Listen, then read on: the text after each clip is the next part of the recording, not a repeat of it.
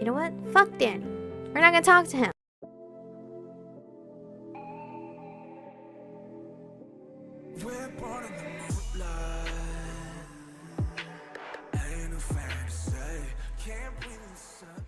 Hello beautifuls, this is Aromie here and welcome back to Changeling. We are here about to tell Danny why Liam and Rachel were at the cafe.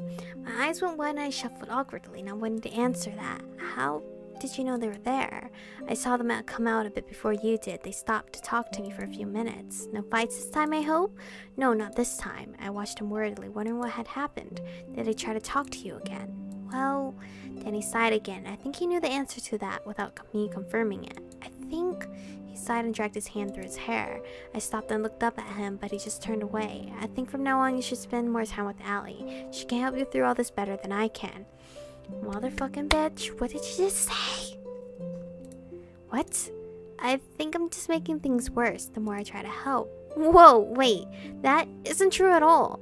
Elliot cried all night because I ran off and left the two of you alone, and he scared you. That's why you stepped away from him. I just kept messing up, or keep messing up. I'm not hurt. I wasn't hurt. Why are you acting like this is your fault? This isn't even the first time this has happened to me. Michiko, if you're just looking for a reason to get me away from you, you don't have to come up with some stupid reasoning for it. That's not it. Then what is it? I just think it's better this way. Then you're the only one who thinks so. Why do guys always pick the worst times for this kind of thing? Did I really think I wanted to deal with this right now?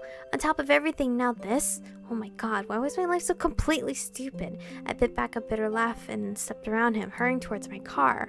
Dude, I'm physically sad. Like, the anxiety in my hands and palms right now, I get this whenever, like, I'm, like, physically, mentally hurt from games like this. Michiko, wait. He made a grab for my arm, but I wrenched myself away from him. Nope! Michiko! I'd only gotten to about 10 feet from him when my phone rang. When I checked it, I saw it was my mom. I tried to compose myself before I answered so she wouldn't know I was upset. Hello? Michiko, it's me. Mom, what's wrong? It's Grandpa. He had a relapse and was taken to the hospital this morning. What? He's okay, but they're going to be transferring him to a larger facility. Your father and I will probably need to be out of town for a few days. We need you to come straight home. Of course, I was just on my way. Please hurry. We need to leave as soon as possible, but I don't want to leave Spencer alone. I hung up, feeling numb. How did this happen? It's like bad news after bad news, but the storm will go away. It has to. Michiko? He was right behind me. I couldn't look at him. My grandfather is in the hospital again. Mom said he's okay for now, but it's pretty serious. It felt like everything had just crumbled in a matter of minutes. I didn't remember the drive home. Just know Danny offered to drive for me after seeing me battle with the keys just to get the car unlocked. Grandpa had been doing so well. Mom said he was okay, but if they were transferring him to a larger place, by the time we got home, Mom and Dad had their car loaded up. They paused long enough to give me a hug, and they were off, leaving Spencer and I alone until who knows when. Chapter 9, Changeling Child. Tuesday morning was dreary and depressing. Mom and Dad were still gone, of course, so Spencer and I had the whole morning routine alone. The house was silent and tense. We didn't fight, but the mood was still pretty bad. The worst part of the morning was when I realized halfway through getting dressed that it was our birthday. What lousy timing for everything. We promised Mom would go to school despite that neither of us felt like it. Spencer left without a word. I waited a few minutes before I picked up my phone and sent him a text. Happy birthday. Oh, I'm so sad. I didn't figure he'd text back though, but I still wanted to say it. I shook my head as I gathered up my school things and decided to wait for Allie on the front porch. Bro, I'm physically hurt. It's my fucking birthday. I told my brother happy birthday. My grandpa's in the damn hospital. My whatever relationship with Danny is not working out. My memories are fucking... I shook my head as I gathered up my school things and decided... Oh, I already read that. What I really wanted to do was go back to bed. I just didn't want to deal with anything today. Not only was I still trying to work out what happened to me on Sunday, but now there was also Grandpa to worry about. And of course, the oh-so-well-timed Danny issue. You know what? Fuck Danny. We're not gonna talk to him. Make him feel even worse knowing that it's my birthday and he wanted to pull that shit yesterday, alright? I'm that petty right now. I was still pretty sore about him picking the worst possible moment to decide he'd probably nobly tell me to stay away from him for my own well-being. Guys are dumb, all of them. Bears are dumb, everything is dumb right now. Allie drove up and I hopped off the porch heading for her car. I texted her yesterday about Grandpa, so of course when I got in the car she looked worried. How is he? Have you heard anything? Mom texted that he's stable, but they're still concerned he may have another stroke. Right now it's a waiting game, I guess. So they won't be home tonight. Probably not for a few days. The drive is too long to make every day, so they'd rather just stay there for now. Makes sense. How are you and Spencer holding up? I shrugged, unsure how to answer that. Okay, I guess we haven't really spoken to each other. I never know what he's thinking anyway. Want me to text and yell at him? Has it ever done any good for you to yell at him? Yeah, I guess not. But you can tell him happy birthday. We rode in silence for a few minutes, and I stared outside at the passing trees. They slid by as a blur. I sighed softly. About what happened at the murder. I gave her a sharp look. How did you know I went there? I hadn't really had time to tell anyone about that. Danny had driven me home even after our argument on the sidewalk, but I hadn't felt much like telling him what Murrow and Corbin had told me. As it was, no one knew about the conversation. Well, Corbin just sent me a text that you'd been by. He didn't say anything else, just that he felt I should try to get you to talk about it. He's such a blabbermouth. I was sort of surprised it wasn't Danny that had told her, though. But I guess that now he was apparently attempting to go martyr, what the hell is that word, and write himself out of my life. He wouldn't have. You okay? Yeah, it was just kind of a weird time. I was still trying to compose myself after that when Mom called about Grandpa. I really haven't had time to fully process everything, to be honest. Okay, when you're ready to talk about it, we'll talk, believe me. I just want to get it all straight in my head first. And I'm definitely not telling you about it while you're driving. Hey, I'm just saying. It's not a car conversation. We pulled into the school parking lot, and Allie sat there for a moment before reaching into the back seat. She pulled a small bag out and set it in my lap. Happy birthday. You're so nice, Allie. Please tell me you got something for Spencer too, because I feel bad that Spencer's not getting anything. It's not much, but I wanted to get you something anyway. She remembered. I bit my lip hard. I'm trying not to physically cry too, okay? Character. Hard from crying right then and there. Allie really did always come through. Thanks. To be honest, I'd forgotten until this morning. Going to open it? Oh, you mean it wasn't just a bag and tissue paper? You're not a cat, Michiko. You get an actual gift. I gave her a teasing smile as I waded through all the pale blue tissue paper for whatever it was. There was something heavy at the bottom. Ooh, that's a cool book. Is it a diary? I pull out a fairly thick book, some kind of epic journal with a lock, it looked like. It's not much, but with everything happening lately, I thought it might be nice for you to have a better place to keep track of it all. This one has an enchantment on it, so once you start writing, you'll be the only one who can open it or read the text. Oh, it's a magic book? Holy shit, thanks, Allie. Best gift. 10 out of 10. Well, you or anyone with your permission. So my potentially nosy brother won't find out all my deep, dark secrets? Something like that, though I'm seriously more worried about your mom finding out. Yeah, I can't even imagine how that would go. I mean, I'm not gonna let Mom have access to this. I reached over and hugged her tightly. Thank you, really. She squeezed back before releasing me. I have office duty as usual, so I'll see you in class. She left me sitting there. After a few minutes, I set the empty gift bag in the back seat and slipping the journal into my backpack, headed in the side door near the stairs. I'd just go up to the club room like I normally did. I didn't even know what to study anymore. It felt like a lot of my questions had been answered, but maybe I could talk to Vilos if he was in the library, especially since I suspected Danny wouldn't be there this time. I shook my head, trying to clear it of all thoughts about him. I didn't have time to fret over our pseudo relationship having gone south. I had to get myself sorted first, and then, you know what, we weren't even in a relationship with him. We were just friends with benefits, I guess. Then I kick his sorry canine butt. Who does he think he is? I don't know. Not my boyfriend. I did not need him to protect me by sulking off on his own like that. I wonder if all werewolves were just idiots, even the nice ones. I was still thinking about him, wasn't I? Dang it!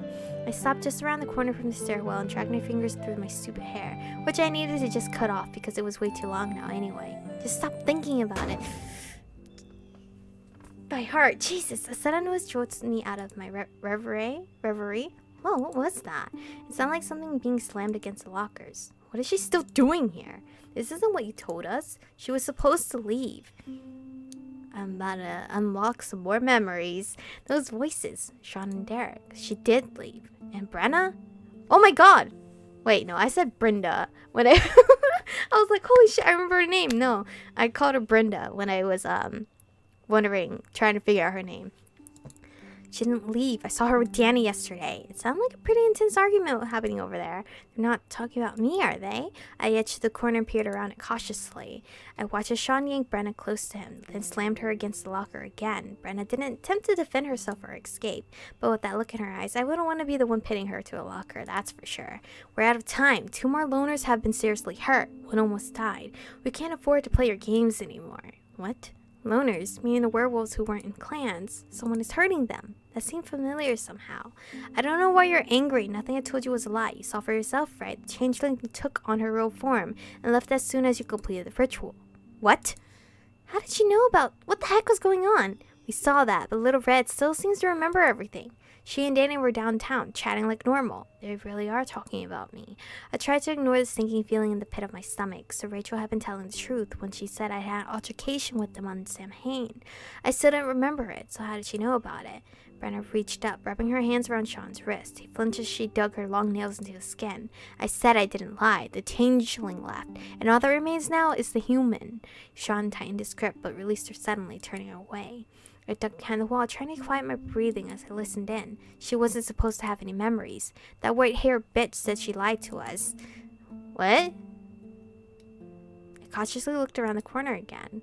As I said, I didn't lie. I never told you she wouldn't have any memories. You came to that conclusion on your own. What the hell are you supposed to do now? With her gone, all we'd have left to deal with is that idiot vampire. As it is now, nothing's changed. That isn't really my concern, is it? I don't need you anymore. Are you saying you used us? You get a gold star, puppy. Oh, shoot. Sean slammed his fist into the lockers. I really thought he was going to hit her just then. He stormed away. Derek followed, leaving Brenna in the hall alone. She sighed and looked straight at me. I froze. Well, he heard all of that, so hopefully it saves me having to deal with a 3rd interrogation. She knew I was here all along. I edged out from around the corner. Don't you think you owe me a full explanation? No. Typical Brenna answer. You told them how to send the changeling back, didn't you? I did. Don't sigh like it's a troublesome to answer. Why would you help me like that? Don't mistake this for help. I didn't help you. I hurt them, robbed the court of a sacrifice, sent one of its members back in disgrace. It had nothing to do with you. You gave up a closely guarded fairy secret just for that. She just shrugged. What are they going to do with it? Besides, I doubt they'll be around long enough to be a problem anyway. How can you say that? She just shrugged and started away. Wait! The court you mentioned. Do you mean the unseelie court? Unseelie court? Brenna smirked at me and started down the hall, clearly not intending to answer, but she stopped again and looked back over her shoulder. A word of warning?